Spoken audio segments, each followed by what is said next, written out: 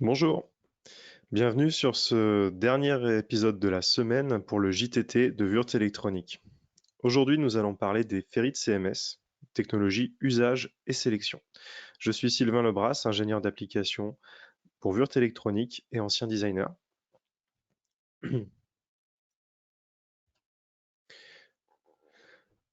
Alors, je vois que tous les participants qui se sont enregistrés ne se sont pas encore inscrits, ne se sont pas encore connectés, donc on va attendre quelques minutes.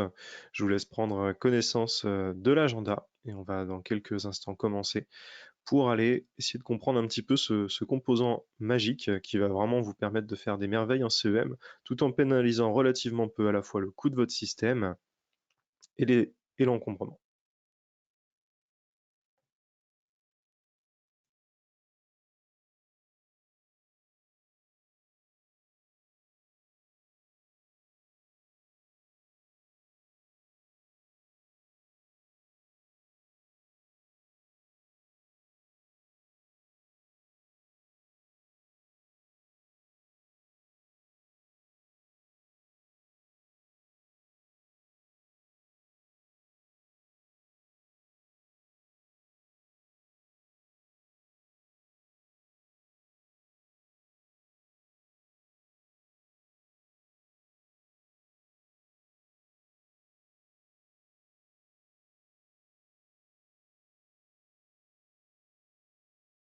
Donc c'est reparti, nous avons les derniers retardataires qui commencent à arriver. Donc les ferrites CMS. Tout d'abord, les ferrites CMS, ce sont des inductances, mais on va le voir, c'est des inductances pas comme les autres, de par leurs matériaux et leur construction. On va faire appel à des connaissances que vous avez probablement vues à l'école, dans des fréquences beaucoup plus basses, à savoir les courants de Foucault, la saturation des circuits magnétiques et les couplages capacitifs parasites. Nous allons voir que la construction d'une ferrite va permettre, à partir des mêmes matériaux de base, de la ferrite, du nickel et de l'argent, de pouvoir faire des choses très très différentes. Enfin, on va voir ensemble comment sélectionner les ferrites en fonction de ce que vous souhaitez vraiment faire en CEM, que ce soit de la puissance, que ce soit du signal, à basse ou à haute fréquence.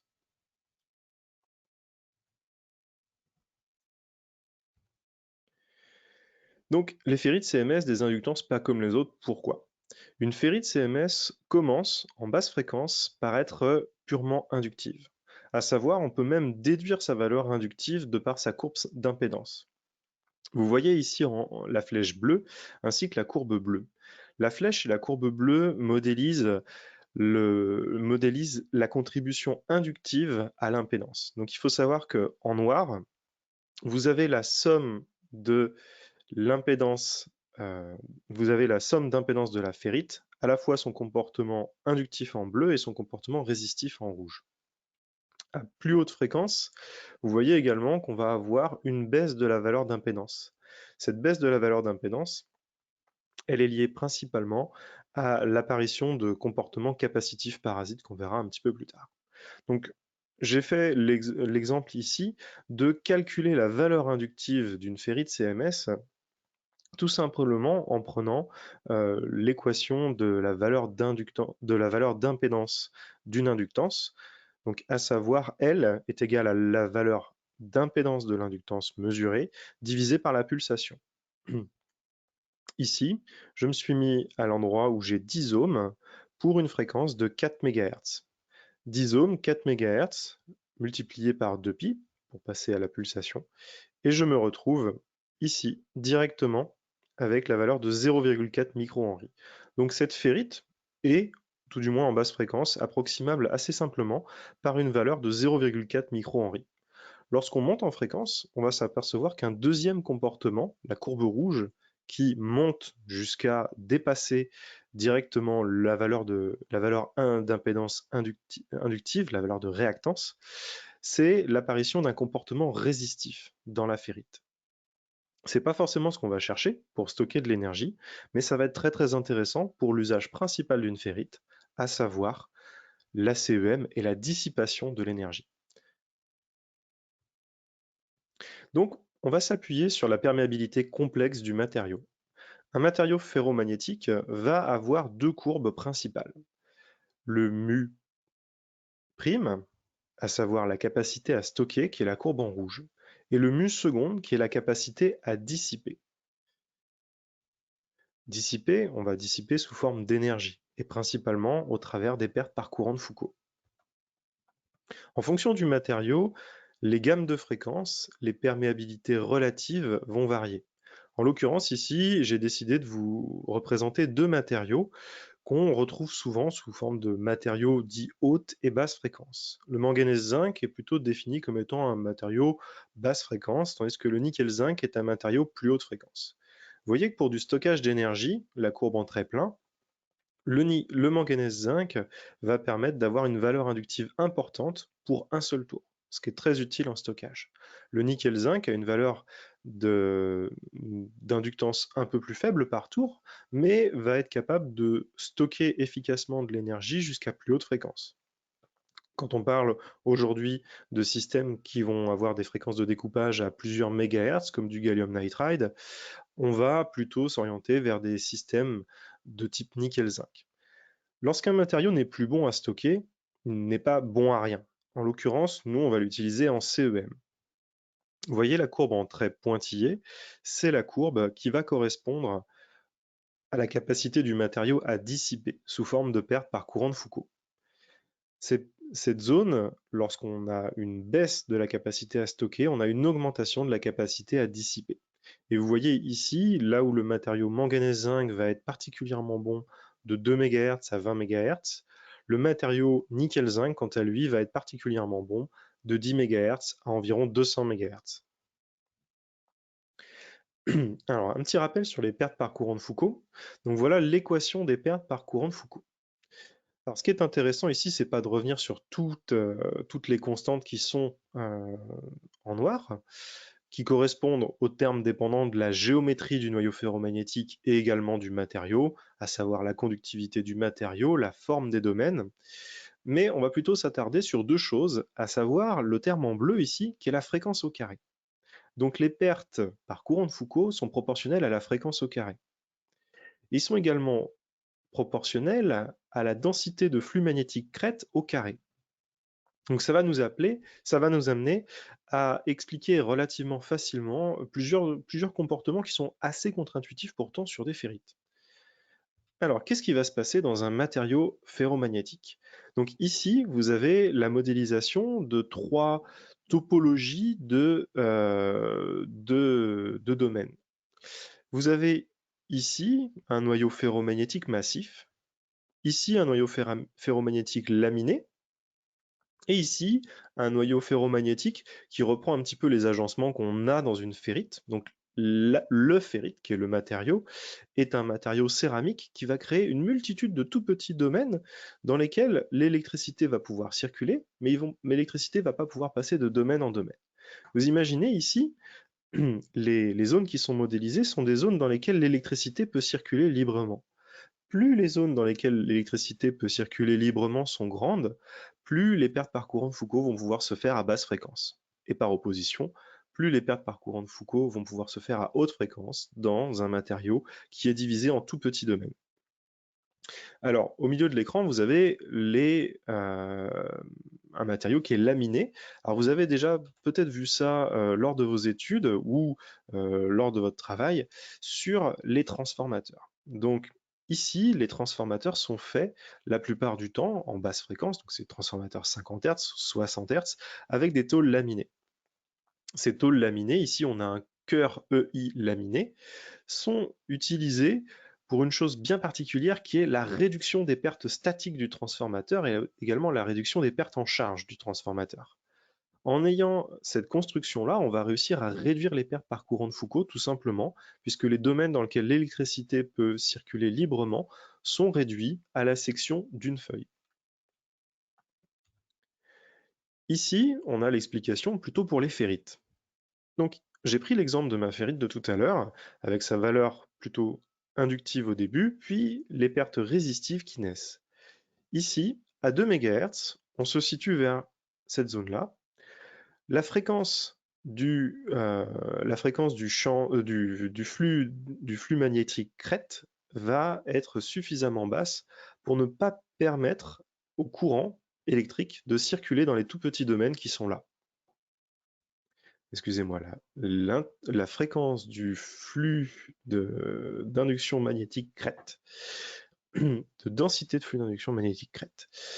Ici, la fréquence, à partir d'une vingtaine de mégahertz, on va se retrouver avec du courant électrique qui va pouvoir circuler dans ces domaines, puisqu'on est à une fréquence suffisamment élevée pour que ce domaine permette la création de courants de Foucault. Et là, lorsqu'on passe à 200 MHz, on va se retrouver clairement dans une situation où le domaine est suffisamment grand au regard de la fréquence qui lui est appliquée pour réussir à générer un maximum de pertes. C'est en l'occurrence ici. Alors, quelle est la différence entre une inductance et une ferrite? La différence entre l'inductance et la ferrite, c'est ces fameuses pertes par courant de Foucault. Ces pertes par courant de Foucault vont générer un comportement résistif. Ici, on a le facteur de qualité. Donc le facteur de qualité est défini par la proportion de réactance, la courbe précédemment en bleu, divisé par la la valeur de résistance, qu'elle soit DC ou AC. Ici, j'ai pris deux composants de taille équivalente, mais de technologies très différentes. Ils sont également de valeur équivalente, de valeur inductive équivalente. Ce que l'on voit ici, c'est que l'apport d'un matériau ferromagnétique va permettre de stocker une quantité d'énergie importante. Donc pourquoi ce facteur de qualité ici est supérieur aux basses fréquences? Tout simplement parce qu'on a fait moins de tours. Pour obtenir la même valeur inductive, on a fait très peu de tours, puisqu'on est autour d'un matériau qui booste la valeur inductive. Donc on a un RDC qui est plus faible. On va monter, on va exploiter le matériau ici dans une zone où il est apte à stocker de l'énergie. Donc c'est les schémas qu'on voyait, les courbes qu'on voyait tout à l'heure. Là, le matériau est particulièrement apte à stocker de l'énergie. Et au bout d'un moment, le matériau, en plus d'être apte à stocker de l'énergie, va commencer à être apte à la dissiper, ce qui est un peu moins intéressant pour nous, sauf en CEM. Et ici, on tombe vraiment dans une zone où la valeur d'énergie dissipée est très très importante. Là, sur cette inductance RF, avec un noyau en céramique, on n'a pas de matériau ferromagnétique. Ou alors le mur relatif et les pertes surtout sont très très faibles. Donc on va rester sur un matériau qui va rester apte à stocker, mais pas à dissiper l'énergie. C'est parfois ce qu'on cherche. En CEM, avec une ferrite, c'est rarement ce qu'on cherche. Le deuxième élément parasite sur une ferrite, ça va être la saturation de son noyau magnétique. Donc ici, j'ai tracé trois courbes qui sont la valeur d'inductance en fonction du courant. Donc ici, on voit que lorsque l'inductance chute, lorsque le courant augmente, c'est qu'on entre en saturation. Sur un même noyau magnétique, ici les trois courbes sont issues du même noyau magnétique, mais avec un nombre de tours différent. Donc sur un même noyau magnétique, en fonction du nombre de tours, on va réduire la valeur d'inductance, mais on va retarder en courant le moment où la saturation va se produire. Et vous voyez ici qu'on va passer d'une inductance de 220 micros à une inductance de 470 micros, puis 680. Le tout sur le même noyau et à chaque fois assorti d'une réduction du courant de saturation. Pourquoi on a cette réduction du courant de saturation? Donc ici, je vous ai représenté une courbe BH. Ici, vous avez le H qui est proportionnel au nombre de tours et au courant qui circule. Donc peu de tours va signifier qu'on va travailler sur cette zone-là. Ici, on va commencer à avoir un changement dans le coefficient directeur qui va correspondre à la saturation. Alors on peut presque tracer directement la saturation d'une inductance à partir de cette courbe BH. Plus je vais faire de tours, plus un même courant va m'amener à travailler loin sur cet axe ici du H et à rentrer dans une zone où la densité de flux va être de plus en plus dans une zone qui va saturer. Au niveau d'une ferrite, comment est-ce qu'on va utiliser tous ces paramètres? En modulant le nombre de tours. Donc des fois, on ne va pas faire de vrais tours. On va juste avoir une sorte de serpentin qui va virtuellement augmenter la distance qu'on en aurait parcourue dans la ferrite et donner plus d'inductance. Des fois, on va faire, en l'occurrence ici, 1, 2, 3, 4 tours dans la ferrite. Donc vous voyez ici, c'est deux spires en parallèle, hein. C'est pas 8 tours, c'est 4 tours. Donc on va faire 4 tours dans la ferrite. Et ici, on va aller chercher à utiliser le noyau magnétique différemment. On va pas faire 4 tours dans la ferrite, on va en faire 1, 2, 3, 4, 5, 6, 7, 8, 9, 10. On va en faire une vingtaine. En faisant une vingtaine de tours, on va travailler dans une zone où la saturation risque d'être largement prédominante dès qu'on va monter en courant. Ici, je vous ai représenté une courbe avec l'impact du courant DC superposé. Alors, il faut savoir que vous avez prévu de choisir une ferrite. Elle est censée faire, par exemple, une centaine d'ohms aux alentours de 12 MHz. Vous l'utilisez pour filtrer un bus d'alimentation et vous mettez votre alimentation sous tension et votre consommation, elle est aux alentours de 750 mA. Ben, l'impédance résiduelle de votre ferrite va passer environ de cette zone-là à cette zone-là. Et vous remarquez que vous passez d'une impédance attendue d'une centaine d'ohms sur la datasheet à une impédance effective de moins d'une dizaine d'ohms. Ici, on a vraiment l'observation de l'effet de saturation de la ferrite. Et ici, on a l'observation d'un autre phénomène qu'on a vu tout à l'heure, qui est la densité crête de flux d'induction. Alors, on ne va pas fournir dans la datasheet à chaque fois tous les impacts du courant DC sur une ferrite, mais on va vous permettre d'aller chercher à la demande ces informations. Donc là, je vous ai mis une petite animation pour vous montrer comment ça se passe dans notre logiciel RedExpert, qui va vous permettre d'aller sortir les courbes d'impédance de la ferrite dans les conditions qui sont vraiment celles de votre application. En l'occurrence ici, je vais aller cliquer sur 600 mA. J'ai déjà sélectionné mes différentes ferrites que j'envisage de mettre dans mon composant, dans mon système. Je clique sur 600 mA et j'ai les nouvelles courbes qui sont à ma disposition. Donc ces nouvelles courbes sont les courbes d'impédance avec le courant DC superposé, le DC bias que vous avez choisi en l'occurrence de 600 mA. Donc on va s'apercevoir que, en fonction de l'impédance de départ, l'impact est plus ou moins grand. C'est tout simplement lié à l'usage du noyau magnétique. Vous aviez avant une MPSB avec 320 ohms, ce qui signifie que vous aviez fait beaucoup de tours. L'impact va être plus important que sur une MPSB avec moins de tours, comme celle qui est la courbe en bleu. Je vous remonte. Voilà. Le dernier élément est au niveau de l'impédance de la ferrite. Après la zone inductive, après la zone résistive, une chute de l'impédance que l'on observe. En l'occurrence, on l'observe ici. En fonction de la construction de la ferrite, ici on regarde l'intérieur de la ferrite qui est en orange sur la courbe. En fonction de la construction de la ferrite, on va avoir des performances qui vont être très différentes dans cette zone. Tout simplement, la perte d'impédance est liée au couplage capacitif parasite et a fortiori au couplage capacitif parasite qui va se faire entre l'entrée et la sortie de la ferrite sans passer par l'intégralité du noyau magnétique. Donc j'ai représenté ici en vert un côté de la ferrite et en rouge l'autre côté de la ferrite.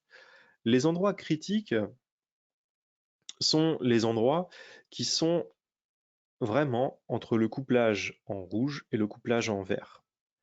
Donc là, vous allez court-circuiter directement l'intégralité de la ferrite en approchant trop près les pistes en verte et les pistes en rouge. Ici, on a un couplage parasite important, un couplage parasite aussi qui peut être important entre la piste qui va se situer dessous et la piste qui est là, et également ici entre l'entrée et la sortie, on va voir que deux pistes cohabitent très proches l'une de l'autre.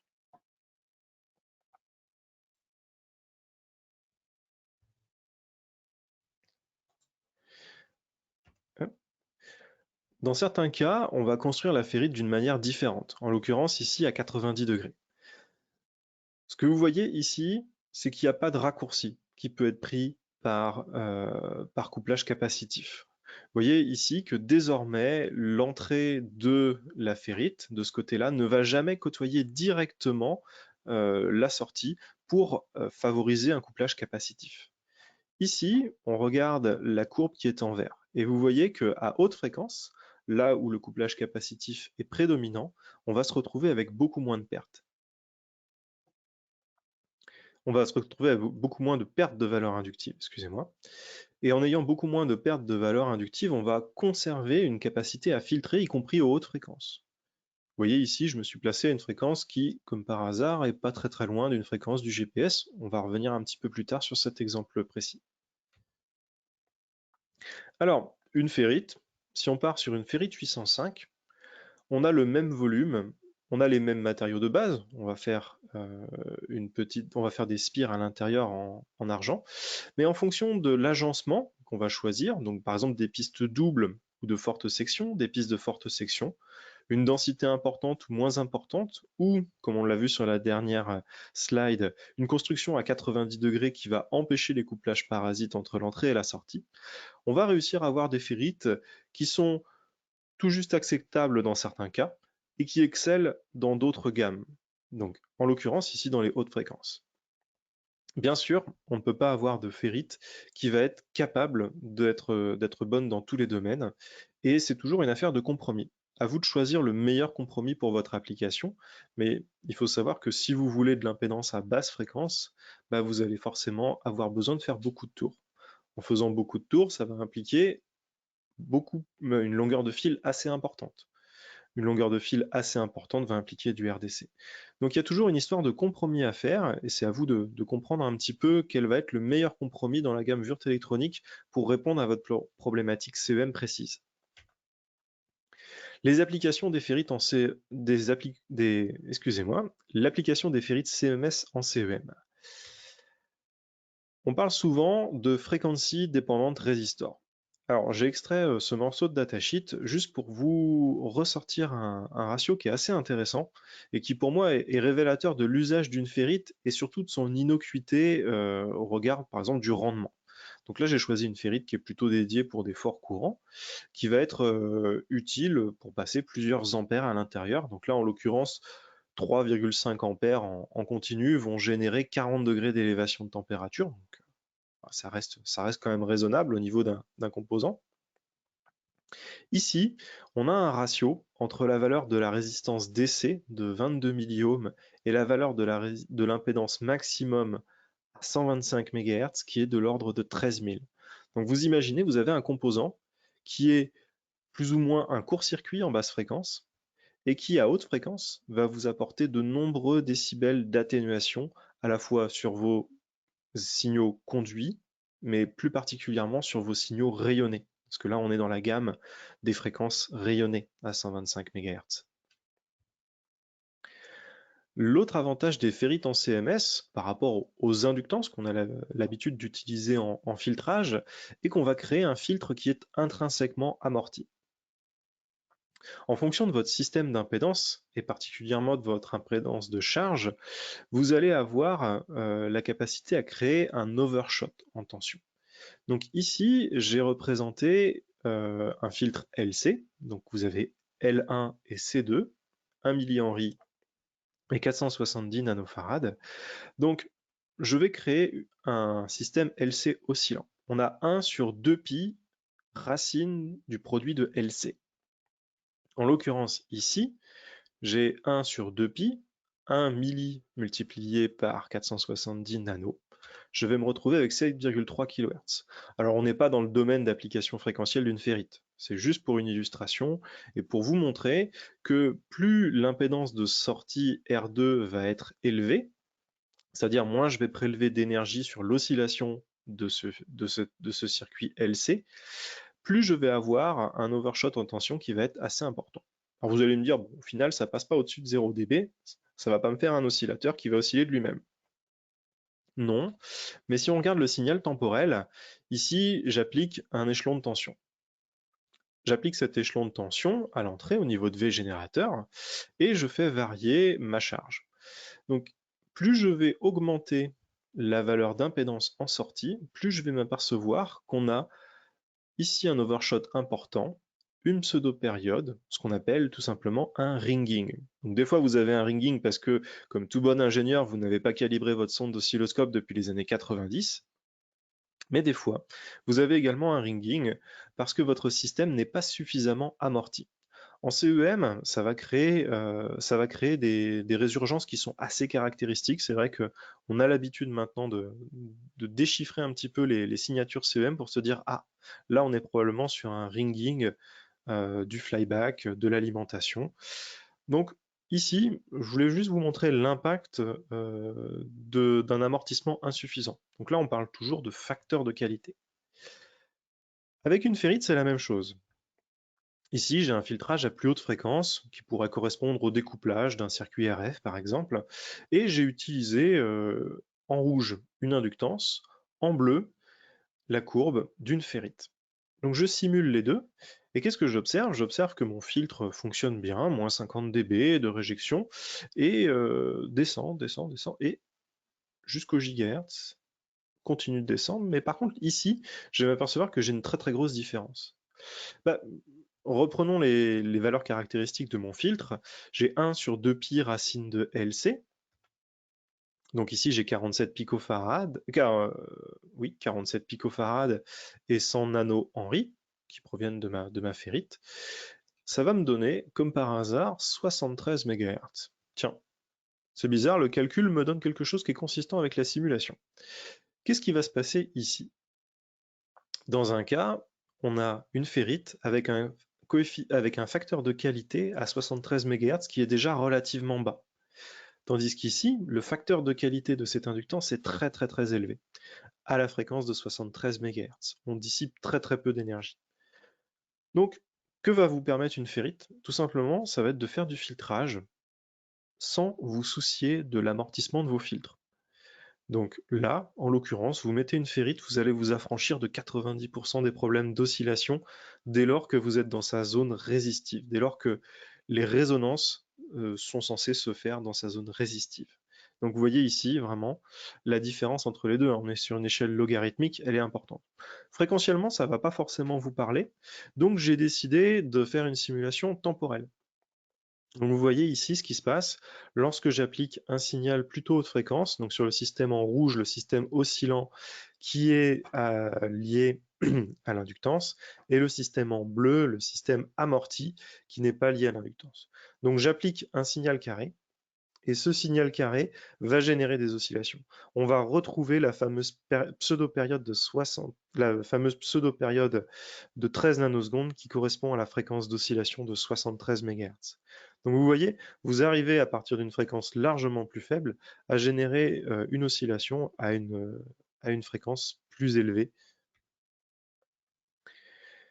Donc ici, une application quasiment directe, ça va être la maîtrise des oscillations et des fronts de montée sur une grille de MOSFET. Donc ça va vous permettre, par exemple, sur un convertisseur qui soit de type buck, qui soit de type flyback, qui soit de type boost, de maîtriser les oscillations parasites qui normalement sont adressées plutôt par une résistance de gate. Cette résistance de gate va avoir pour effet la plupart du temps de pénaliser votre rendement. Donc je vous invite, si vous le souhaitez, dans le support à la fin de la présentation, à vous rendre sur cette note d'application de Virtual Electronic qui est particulièrement bien faite sur la maîtrise des fronts de montée et des oscillations. Elle est en anglais par contre, mais je voulais vous montrer les éléments principaux de cette note d'application. Donc ici, si ma résistance de gate est une résistance de 0 ohm, je vais avoir un overshot comme en noir, comme la courbe en noir ici. Ici, ensuite, je vais choisir une ferrite, pas forcément la bonne, au niveau de R2. Je vais réduire légèrement l'amplitude de cet overshot. Ici, je vais prendre R2 égale 16,2 ohms, mais des ohms purement résistifs, ce sera une résistance. Je vais avoir un front de montée qui va être plus doux, d'où une efficacité plus faible. Et ici, je vais avoir le compromis idéal. Vous verrez la méthodologie de sélection dans la note d'application, si vous vous y penchez, pour tout simplement à la fois réduire les oscillations parasites et également vous permettre de conserver un front de montée suffisamment raide pour garder une efficacité correcte. Alors pourquoi on garde une efficacité correcte? Tout simplement parce qu'on va passer très peu de temps dans la zone linéaire de fonctionnement du MOSFET, et donc on va dissiper moins d'énergie. Donc d'un point de vue fréquentiel, c'est un petit peu plus impressionnant. Donc là, en l'occurrence, vous avez ici l'impact sur les fronts de montée et ici l'impact sur les oscillations parasites. Donc il faut voir que quand on approche de quelques centaines de mégahertz et qu'on supprime les oscillations parasites, on se retrouve ici avec des diminutions de mesure qui vont être de l'ordre d'une trentaine de décibels. Donc L'autre côté du test CEM, ce n'est pas d'écouter votre produit, mais c'est plutôt de lui crier dessus, de lui envoyer des perturbations pour vérifier comment il réagit. Est-ce qu'il reset? Est-ce qu'il va se mettre à bugger, à perdre une partie de sa mémoire? Donc ça va nous amener à nous pencher sur le comportement d'une ferrite en saturation.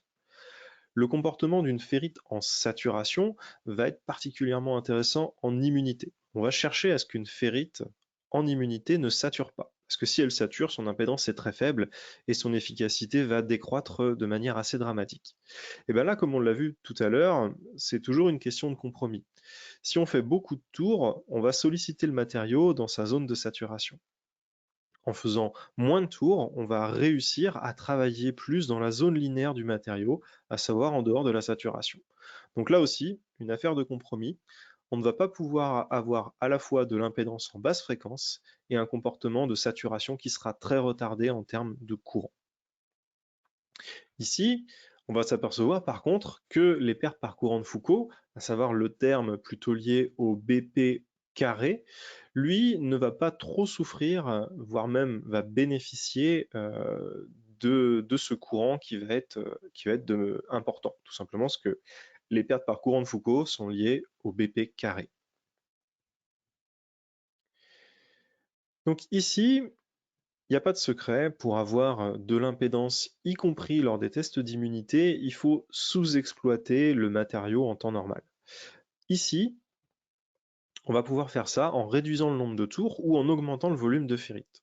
Donc je vous ai représenté une des pièces les plus anciennes de Wurt électronique, qui est la WE-SUKW, donc dérivée de l'UKW, qui était sa version traversante, qui doit dater, je pense, des années 80, voire même avant. Ici, vous avez la version PBF, qui est tout simplement un bloc de ferrite dans lequel est glissé un morceau de cuivre, et on ne va faire qu'un seul tour à l'intérieur. Donc vous imaginez que déjà, le volume de ferrite est largement supérieur et le nombre de tours est incroyablement plus faible. Ici, vous voyez, on a un nombre de tours qui va correspondre à, par exemple, 2 tours et demi. 2 tours et demi dans un volume de ferrite aussi impressionnant, ça va vous donner un comportement en saturation qui va être très très appréciable. Donc vraiment, il faut se poser la question de l'impact du courant superposé et de l'impact de l'amplitude du signal. Mais il n'y a pas de secret, si vous voulez avoir un comportement en immunité qui est bon, il va falloir augmenter la section de ferrite, diminuer le nombre de tours, donc c'est-à-dire réduire l'usage relatif que vous faites du volume de ferrite. L'autre comportement qu'on va pouvoir constater en immunité, principalement lors des essais d'immunité de type surge, ça va être la destruction du composant. Donc cette destruction du composant, elle est liée à une quantité d'énergie, à un courant, généralement un courant pulsé, qui est beaucoup trop court. Si le courant n'est pas pulsé et si votre produit, par exemple, est soumis à une température élevée pendant plusieurs secondes, généralement, ce qui va se passer, c'est que votre ferrite va se dessouder. Il faut voir que une ferrite CMS, c'est un produit qui a été fabriqué à 800-900 degrés, qui a été recuit au four et qui, excusez-moi, c'est un produit qui a été recuit au four et qui va être constitué à l'intérieur, son bobinage, d'argent. Donc les températures de fusion à chaque fois sont très très très élevées. Ces températures de fusion très élevées font que si vous montez progressivement le courant sur une ferrite, cette ferrite va passer à une température qui va vous permettre de dessouder la ferrite juste en l'attrapant avec une pince Bruxelles sans même la chauffer puisqu'elle est déjà chaude sous l'effet du courant qui circule à l'intérieur. Par contre, si vous avez un courant pulsé, là vous allez réussir à créer un échauffement très localisé, vous n'allez pas permettre à la chaleur de s'évacuer et vous allez réussir à brûler par exemple la spire à l'intérieur. Donc là on a la vue au nanotomix de la spire à l'intérieur qui a subi un essai de surge. Donc qu'est-ce qu'on va pouvoir faire pour retarder pour augmenter le courant auquel on va constater ce type de défaillance? Tout simplement on va augmenter la section du conducteur. Donc il y a plusieurs méthodes pour augmenter la section du conducteur. Faire, comme on l'a vu tout à l'heure, une spire plus large, ça va pénaliser le couplage capacitif-parasite, ça va améliorer le RDC, ça va utiliser le noyau ferromagnétique un petit peu différemment. C'est toujours une affaire de compromis. Des fois, on va également mettre 2 spires en parallèle, C'est ce qu'on fait par exemple sur la MPSB dans un grand nombre des références. Donc là, vous voyez ici, on a une première spire qui va faire les 4 tours et un deuxième jeu de spires ici qui vont refaire 4 tours. On les voit également ici. Donc ça va nous permettre à la fois de répartir la chaleur, le courant sur les deux spires et également de baisser largement la valeur du RDC. Donc ça, typiquement, c'est un usage pour un bus d'alimentation. Donc un petit zoom sur vraiment les deux départs de spire, ici et ici. Ici, la MPSB va aussi, au travers de sa construction redondante, être la première ferrite sur laquelle on va pouvoir vous garantir des tenues au transitoire. Donc je pense que en ajoutant une ferrite, ce que vous souhaitez, c'est principalement d'avoir d'avoir une meilleure tenue au transitoire. Donc là, en l'occurrence, la tenue au transitoire, on va s'engager à ce que notre ferrite, sur un courant, par exemple, d'une vingtaine d'ampères, va pouvoir être d'une durée suffisante. Donc, si vous connaissez votre transitoire, si vous savez que à la mise sous tension de votre système, vous avez pendant 5 millisecondes une vingtaine d'ampères, alors vous pouvez directement filtrer les ferrites qui vont pouvoir tenir ce transitoire à la mise sous tension. Donc, toutes ces données sont là aussi extraites directement de RedExpert. Concernant maintenant les applications RF et GPS. Sur un système GPS, il faut savoir qu'on va mesurer à l'entrée de l'amplificateur faible bruit RF des, des tensions qui sont de l'ordre du nanovolt. Donc si on a des tensions de l'ordre du nanovolt, vous imaginez bien que la tension d'alimentation du LNA, la tension aussi de biais qui va être mise ici, va avoir une importance cruciale. La qualité de la tension, la capacité de cette tension-là à avoir à la fréquence du GPS très très peu de densité spectrale est vraiment prédominante. Vous voyez ici que je vais avoir besoin d'une impédance qui sera un maximum aux alentours des fréquences du GPS. Ça nous amène à une solution dont j'ai parlé un petit peu tout à l'heure, à savoir la CBF HF, avec sa construction à 90 degrés, qui va vous permettre d'avoir une impédance résiduelle toujours très très importante aux fréquences du GPS. Donc, il en va de même, la sélection de votre ferrite, intuitivement, vous auriez tendance à vous dire, tiens, je vais choisir la TMSB qui fait 1 kOhm, plutôt qu'une CBF, une CBF HF qui font 220 ohms. Alors, ces valeurs sont uniquement là pour vous donner la valeur d'impédance typique du produit aux alentours d'une centaine de mégahertz. Il faut savoir qu'il faut toujours vous poser la question de l'impédance de votre produit à la fréquence à laquelle vous l'utilisez. Si votre produit est un récepteur GPS, vous avez tout intérêt à utiliser, plutôt que la courbe qui est très sexy sur le papier en orange avec 1 kOhm d'impédance, et qui malheureusement ici ne va plus faire que 147 ou 138 ohms. Donc ici, je voulais vous amener à réfléchir sur une chose qui est vraiment l'impact de la construction de la ferrite et surtout de ne pas choisir une ferrite à partir de son impédance à 100 MHz. Ici, si vous choisissez la ferrite à partir de son impédance non pas à 100 MHz, mais son impédance à la fréquence qui vous intéresse, à savoir la fréquence du GPS ici, bah, vous allez être amené à faire un choix qui serait totalement différent que celui que vous feriez chez un cataloguiste, par exemple. Ici, la CBF HF et sa construction à 90 degrés vont vous permettre d'avoir une impédance de 452 ohms. Une CBF qu'on va plutôt qualifier de high speed, elle, aura une impédance de 282 ohms. Donc vous avez tout intérêt à utiliser l'une de ces deux références plutôt que ces références-là. Alors là, ce qui est intéressant, c'est de voir que ces deux inductances font la même, ces deux inductances à 100 MHz ont une impédance qui est très différente. Par contre, à la fréquence du GPS, leur impédance se rejoint quasiment. Voilà, on arrive près de la fin de cette présentation. Donc je voulais vous rappeler que depuis quelques années, on ne distribue plus de catalogue, sauf sous forme un peu raccourcie.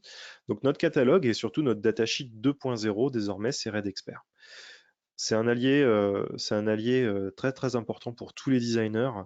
Vraiment, ça va vous permettre d'automatiser une grande partie des calculs. Et surtout, pourquoi je dis que c'est une datasheet 2.0, parce qu'avec toutes les informations que vous avez, avec toutes les capacités à filtrer, avec aussi les informations d'impédance, de réactance et de résistance en fonction de différents courants, en fonction parfois aussi pour les inductances de puissance de différentes températures. Si toutes les informations qui sont présentes dans RedExpert, on devait les mettre en datasheet, chaque datasheet ferait une soixantaine de pages. Donc je vous invite à utiliser ce logiciel en ligne, totalement gratuit. Vous avez juste à vous enregistrer sur RedExpert pour avoir accès au catalogue et à la datasheet 2.0 de Würth Électronique.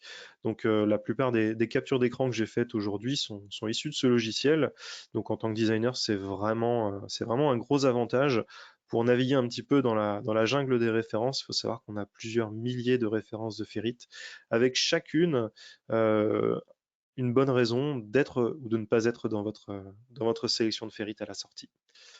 Donc je vous remercie, je vais jeter un petit coup d'œil aux questions et répondre à celles qui ont été sélectionnées pour moi par Alain. Alors, Bonjour. Slide 33, est-ce que tu confirmes que tu parlais de transitoire en -4 C'est une des questions, tu m'entends?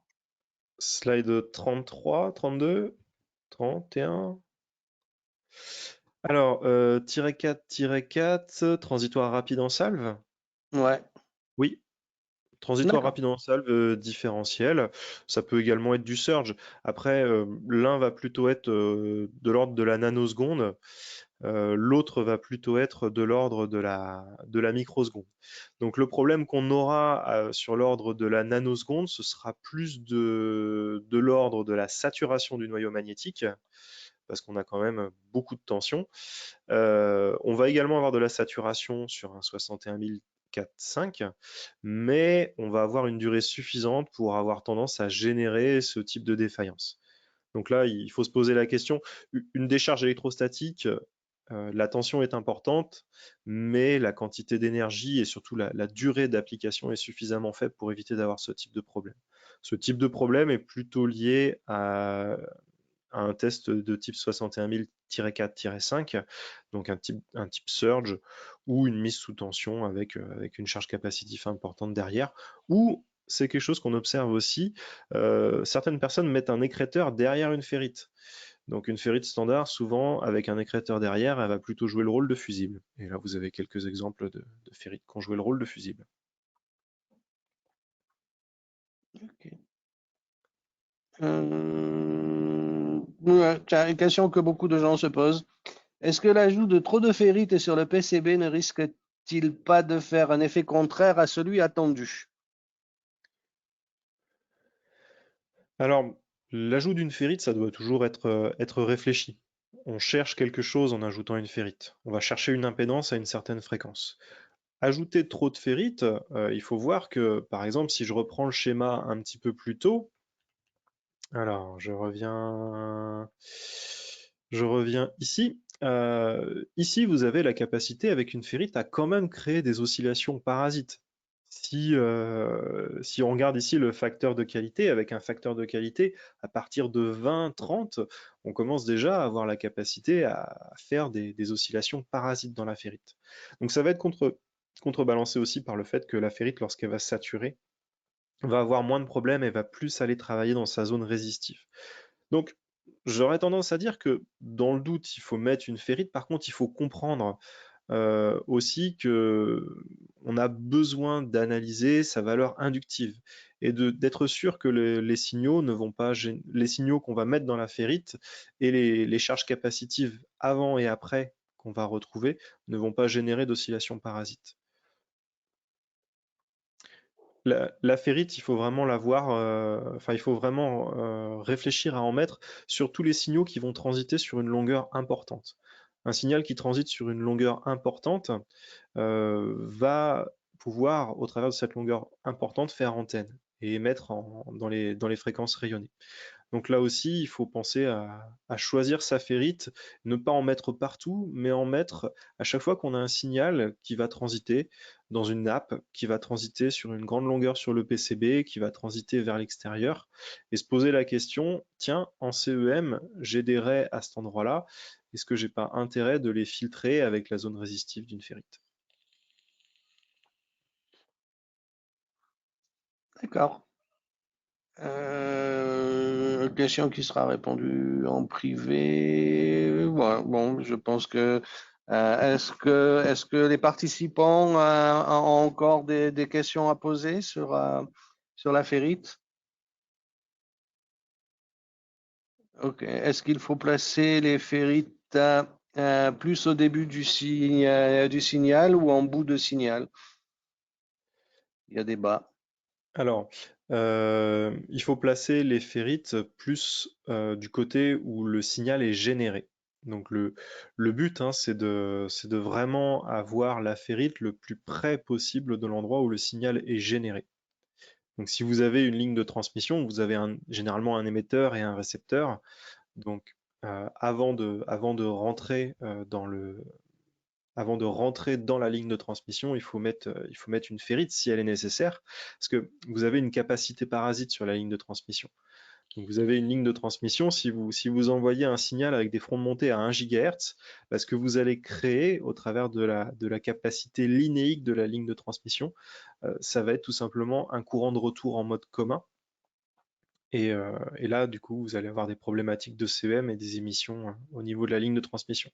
Donc pour moi, il faut mettre la ferrite au plus près possible de l'endroit où on émet le signal avec un contenu spectral important.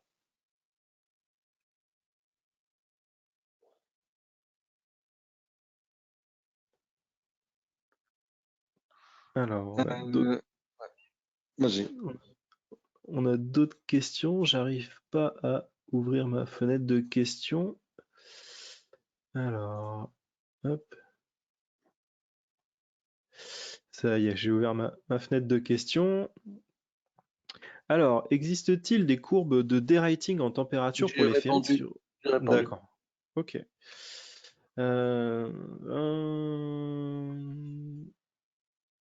Est-ce que l'ajout de trop de ferrites, sur les Surge Foudre DO 160, on répondra en privé.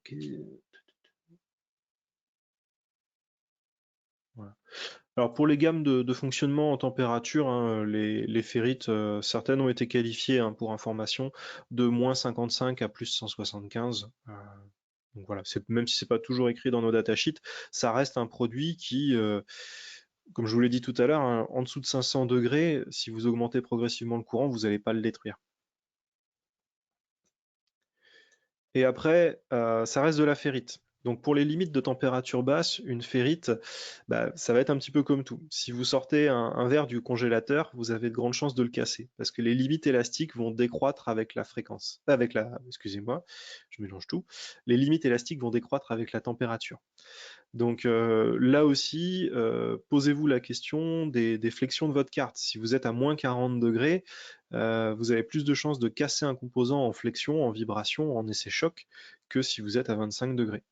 Donc là aussi, hein, c'est valable, c'est une réponse qui est valable pour les inductances. Qu'est-ce qui va souffrir dans une ferrite?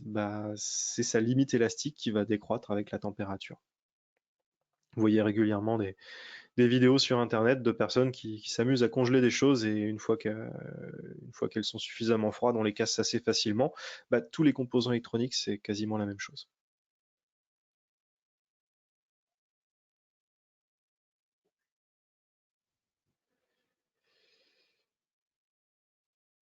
Quelle est la différence en CEM entre une inductance blindée et non blindée? Alors, euh, on va parler d'inductance blindée, donc là, on n'en a pas parlé aujourd'hui. Donc l'inductance blindée, il faut bien voir que la plupart du temps, quand on parle d'inductance blindée, on parle d'inductance blindée magnétiquement. Donc c'est-à-dire que le circuit magnétique est fermé, on n'a pas d'air gap dans le circuit magnétique. Qu'est-ce qui va se passer en CEM avec une inductance non blindée? On va avoir une fuite de champ magnétique. Il faut savoir qu'en CEM rayonné, on va s'éloigner suffisamment du produit pour se mettre en condition champ lointain. En condition champ lointain, on ne va pas savoir si la perturbation elle est née d'une perturbation magnétique ou d'une perturbation électrique. Donc la différence en CEM entre une inductance blindée et non blindée, c'est que l'inductance blindée ne va pas fuir en champ magnétique. Et du coup, vous allez vous enlever déjà une épine du pied, une incertitude. Alors, quel est l'ordre de grandeur du MTBF d'une ferrite CMS? Les données MTBF et FIT sont disponibles sur notre site web dans la rubrique téléchargement. Donc vous pouvez directement télécharger. Est-ce que je peux quitter ma présentation pour avoir le site web de Würth Electronics? C'est pas sûr. Donc weonline.com. Donc sur le site web, vous allez pouvoir trouver dans le Download Center, donc qui est quelque part par là, Download Center, toutes les données, catégorie Failure in Time et Reliability Data. Voilà. Ici, vous avez ici toutes les informations sur le Failure in Time qui vont permettre, enfin, sont un sur le MTBF, qui vont permettre de vous donner, en fonction du match code Würth électronique, les courbes les coefficients lambda de défaillance en début, fin de vie, etc. Donc là, vous avez toutes les informations concernant le MTBF et le FIT. Alors, la blindée permet de limiter la diaphonie inductive à proximité. Oui, j'en parle je fais des démonstrations de diaphonie inductive dans la présentation sur le filtrage. Je peux vous montrer quelques secondes. Euh, Donc, Prochaine fois, faudrait peut-être pas trop s'éparpiller, je pense. ouais, est-ce que ça va pas parler de Mm. la ferrite en Mm. elle-même. On vous répondra en privé, du coup, sur cette question-là. Je regarde si j'ai d'autres questions, parce qu'elles sont pas triées, qui sont plus en lien avec la ferrite. Non, je pense que sur les questions sur la ferrite, on a fait le tour.